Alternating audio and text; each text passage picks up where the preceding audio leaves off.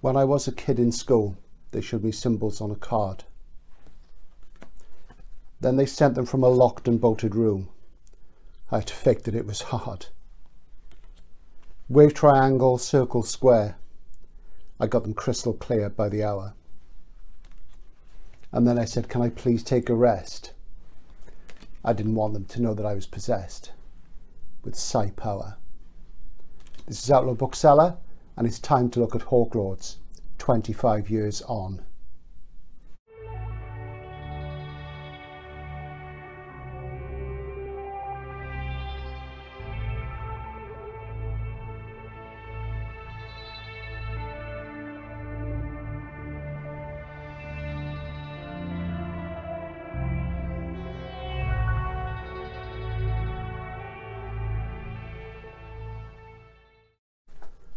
"25 Years On" is an interesting album to think about and discuss, because not only is it a great rock and roll album, it's much more than that. It's a huge work of art that transcends its own medium, because not only is it made up of songs, it's made up of a concept included in the album with the songs.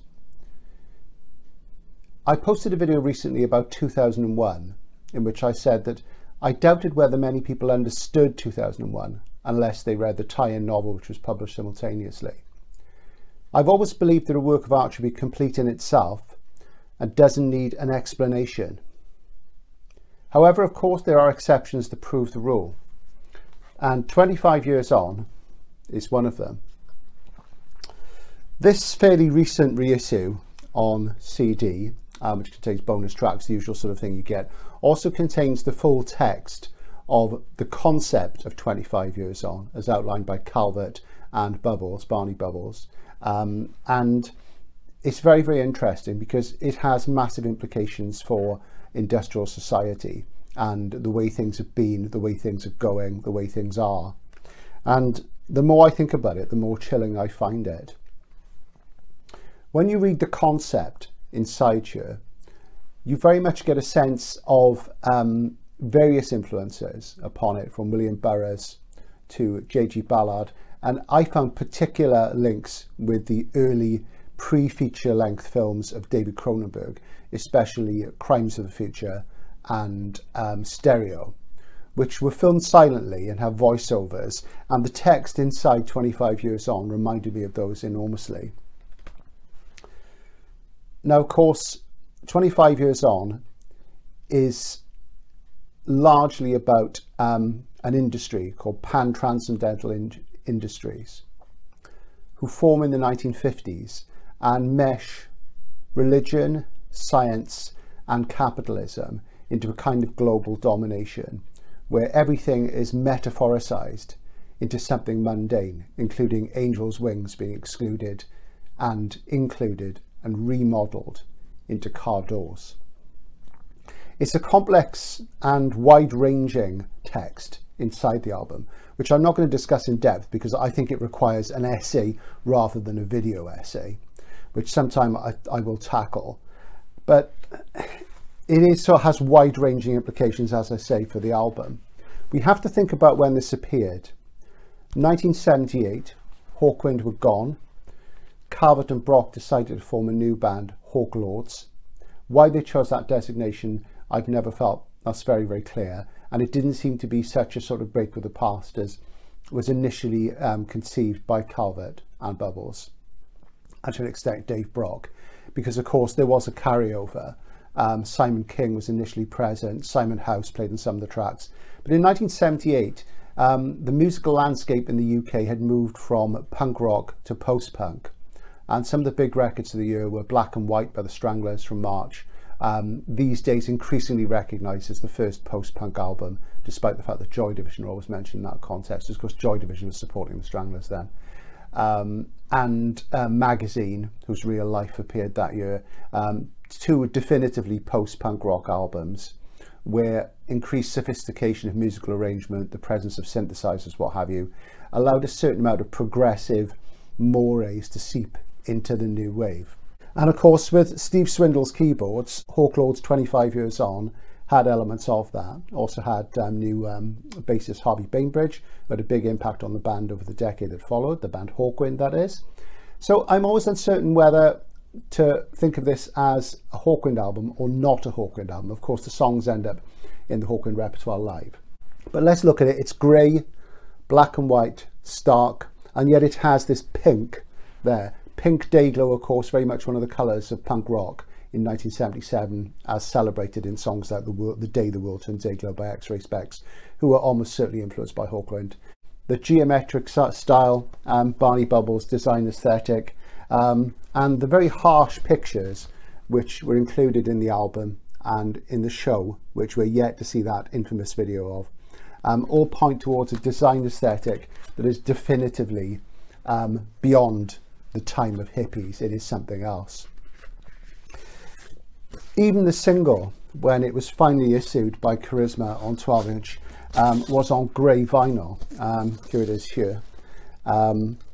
So grey, black and white predominate. And these are colours we instantly associate with the industrial world and the blandness of capitalism and mass production. And of course, we'd had David Bowie's album, Heroes, was black and white.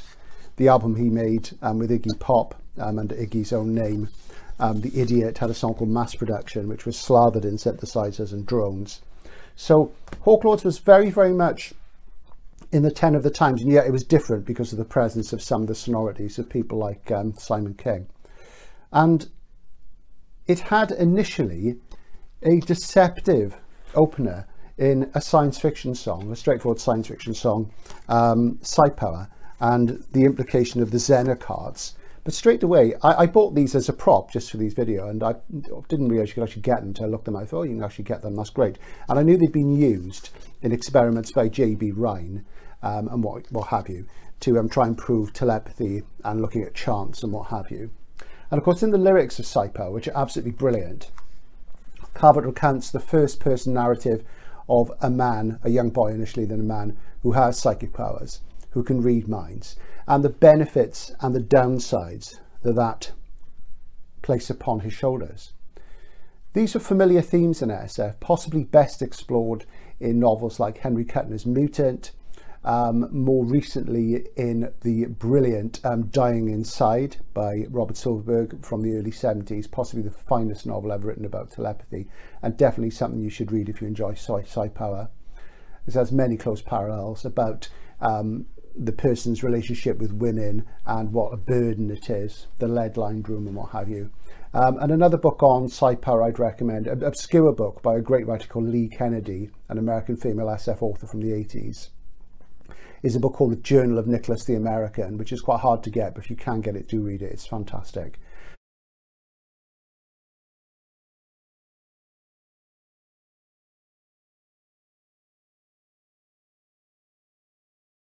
So we open with a fairly traditional science fiction theme, but for a band which presumably had been Hawkwind, it was a very different, clean arrangement. The trumpet of Henry Lowther, we know of course the Calvert occasionally played trumpet live with Hawkwind when Turner was still with them, and their rudimentary horn section. That had come up of course on Curb Crawler, on Astounding Sounds and Amazing Music. But there was the cleanliness and those wonderful lyrics. And the interesting thing of course about the Zener cards mentioned in the lyrics is that it mentions a triangle. Now this set, there are 5 suits in a set of Zener cards. There's no triangle in these. And I immediately think, are these authentic? Was there ever a triangle? Or did Calvert assume that? Or did he just fit the lyrics? Because, you know, triangle is, if you go wave, star, circle, plus is a difficult thing to sing, you know, and square. So, or is it the fact that these Zener cards, which I have, and I'm going to show you the box now, themselves inauthentic, a knockoff, badly made and designed? I don't know. Perhaps somebody can answer this. And this is the problem with industrial society. It gives us what it thinks we want, but it doesn't always show fealty to the exactitude and the detail that we require. So if somebody can answer this, whether there was originally a triangle, which there doesn't seem to have been, I'd be very interested. So Psi Power, whose brilliant lyrics about mind reading and all the sort of tropes which come up in classic SF novels, as I've said, about psi powers, is just absolutely fantastic, and it just leads you on. The album as such, like all great concept albums, doesn't have too much of the narrative contained within its grooves. It's implied. And what I find very interesting about it is that it contains the sort of blissed out things that we expect from mid-70s Hawkwind, and what we got in later Hawkwind with the influence of ambient music, which they undoubtedly played a part in songs like Free Fall and Age of the Micro Ant and The Only Ones. There are ecstatic, beautiful moments in The Only Ones, which is obviously the song about the angels with its references to Greek mythology and Icarus and Daedalus flying too close to the sun. The search for knowledge that leads to destruction, the Promethean thing, which obviously is a classical theme as well, which fed into science fiction through Mary Shelley's Frankenstein, which is also entitled The Modern Prometheus. And Free Fall with its obsession with flight. And, you know, people once said to me, how would you describe Hawkwind? And I would say, well, Hawkwind and, you know, their environs are all about flight. Fundamentally, they're about the sensation of flight. And I don't say that very much now, but I still think it's valid. And obviously Calvert, the mythology of Calvert being interested in becoming a fighter pilot and all that sort of thing, and his own fantasies in the late 70s when he was ill, and his concerns and his obsessions with paramilitary revolutionary organizations, those sort of things. Those come up in Only the Dead Dreams of the Cold War Kid, which I think is actually about him. I don't really think it's about espionage. Obviously it brilliantly references all the sort of tropes and cliches that you get in the wonderful sort of Cold War novels of people like John le Carré and Len Deighton. I think particularly about the Crest File by Deighton, my favourite spy novel, and the sublime The Spy Who Came In From the Cold by John le Carré, you know, a stunning portrait of bitterness and betrayal and one man's angst. But, you know, Robert obviously had these fantasies of being that sort of romantic character. And, you know, we can relate to that. A lot of us at a certain age, we were Cold War kids too. We had nuclear doom hanging over us, and the missiles and the weapons are still there. They just seem less threatening now because the Cold War has gone and is replaced by something more subtle.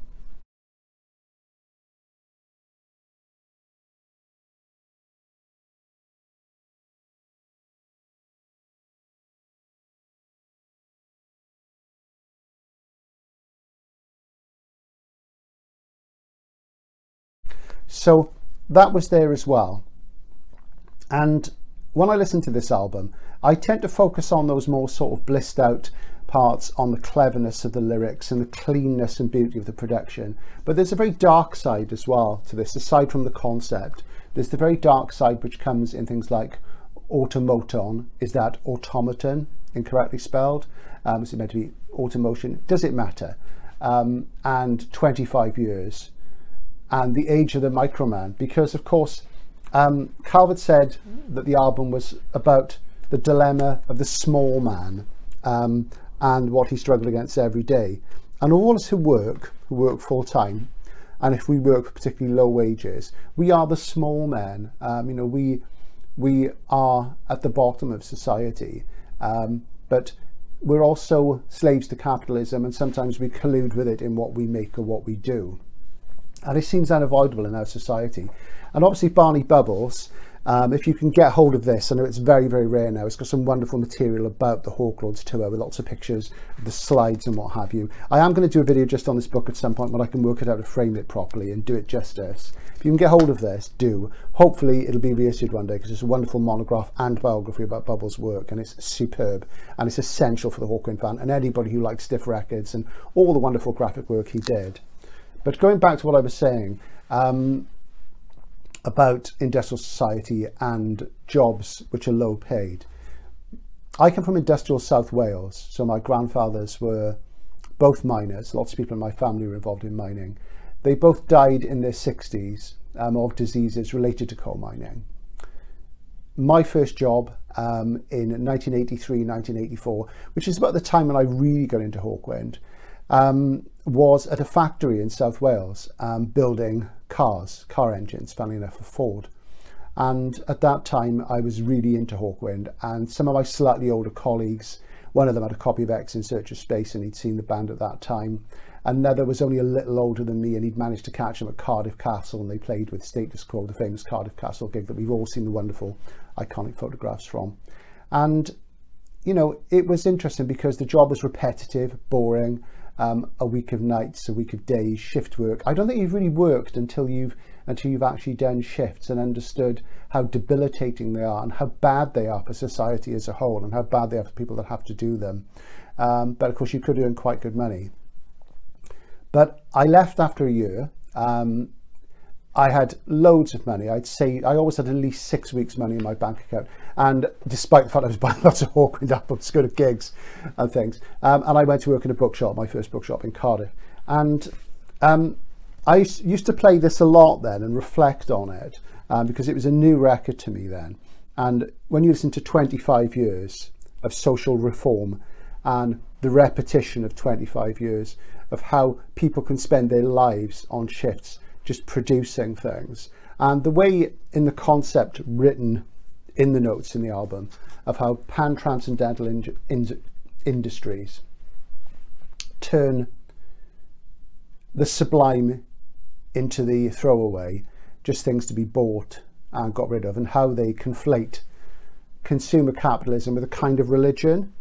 And the concept, the way it's laid out, seems to me to be rather like an alternative history rather than a projection of the future, because it begins in the early 50s. And it sort of ties in with the rise of mass consumerism in America and the post-war boom that of course came to Britain in the 60s, when you could walk from one job to another, lots of manufacturing jobs, the white heat of technology. We'd never had it so good. So that was something that was deeply ingrained in the sort of backgrounds of the guys in Hawkwind as they were growing up. The same it was with some of the slightly younger fan base like me. And you know, we suffered from industry. Now, of course, we have virtually none, and the industry has gone abroad, where workers in other nations are being exploited instead, because they will accept and can be given lower wages. And in the UK, we have the endlessly contemporary leisure, where we become victims ourselves of consumer capitalism, and we all buy endless reissues of Hawkwind albums. But at least, you know, we're on the right side, maybe. So it is dark stuff, you know, but it's also beautiful stuff, and that's what gets you about it. It's the way that art can become transcendent, even when it's about something ugly, can become something beautiful.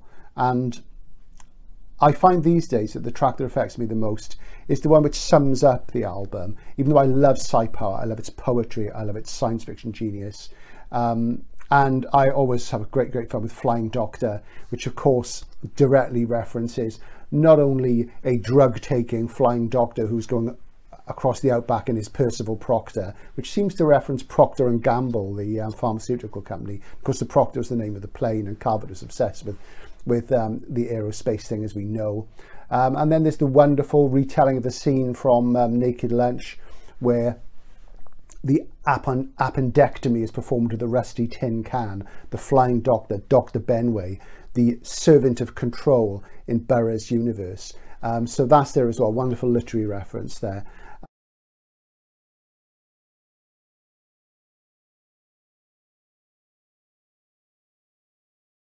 And The Age of the Microman is the sort of telling detail. Sees the detail but never the plan. Pushes the levers, he falls asleep. It's all very, very sort of, you know, grim but realistic stuff.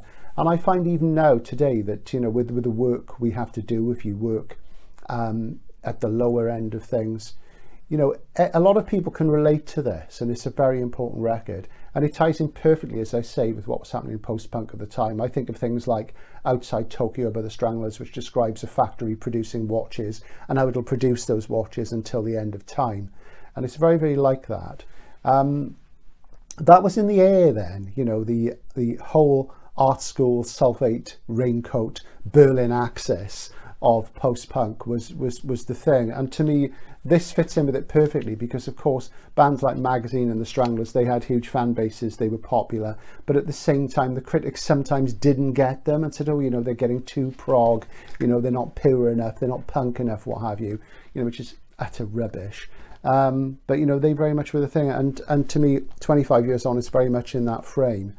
So it was a record very much of its time, but it's still superbly relevant today. something that somebody pointed out to me on the internet a little while ago, which I'd forgotten, was a novel called Small Creeps Day by a writer called Peter Currell Brown, which was a picador in the 70s. And you'd find it, you go to a bookshop and you'd see a revolving stand, what we call a spinner. And picador were very distinctive books. They brought the large format paperback to prominence in the UK. And Small Creeps Day had a cover which is very like the cover of Quite Strangers and Charm, funnily enough. And it's a novel about it dates in the late 60s, early 70s, and it's about a factory worker who sort of packs his packed lunch away into his pocket, and he goes off in search of what he and his colleagues are actually producing in the factory they work in. And you know, it was a relatively popular, though culty book then, but there's no doubt that it influenced certainly parts of 25 years on. You know, the basic concept that there was something strange being manufactured, something afoot that wasn't right. That's something to look out for. I think it's available from an obscure edition which you can get online. I certainly intend to look at it again because I haven't seen it for years, and I need to look at that again.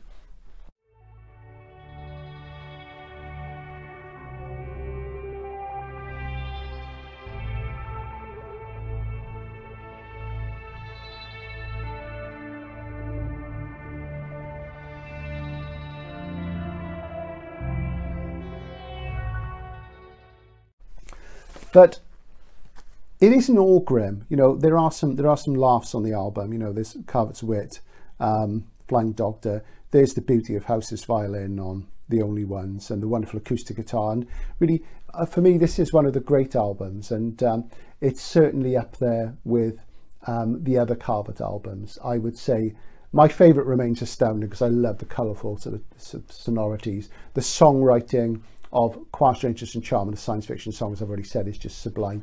But this has a particular beauty all of its own, and it was kind of a fitting end to Carvet's full collaboration with the band, and then he moved on and he did other records which are similarly relevant, like Freak, you know, which came out during the miners' strike.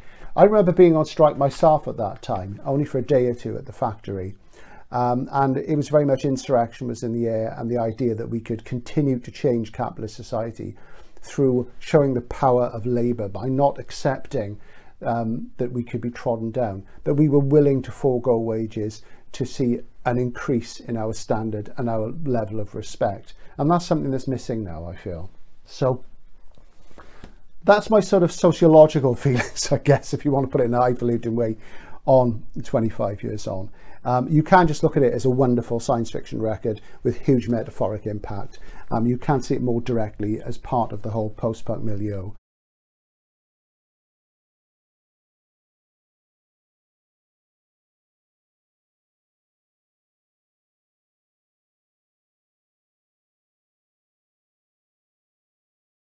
We do think a lot about whether we'll ever see that video. And I'm going to do an experiment now, so I'm going to get my Xena cards out and I'm going to send you a little message. I've got them shuffled ready. I'm going to reshuffle and I'm going to send you 5 symbols. After the coda to this video, I will reveal what they were, and if you get them right, let me know, because it's probably going to be a fluke, but if you get them right. So I'm going to start sending now. Here's number 1.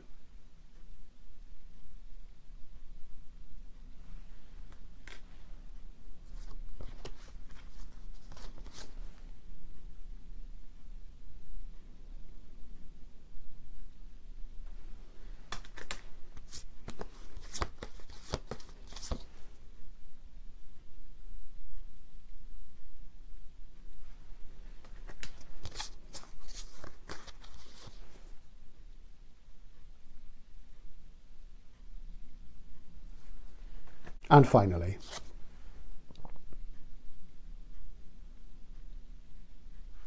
this is Outlaw Bookseller. Thanks again to the Hawkwind community for supporting my videos. I'm having a great time interacting with lots of you on the official Hawkwind page, and more importantly, to my mind, the absolutely wonderful history-related album page, which we have made so many sort of, you know, online friends. It's fantastic stuff.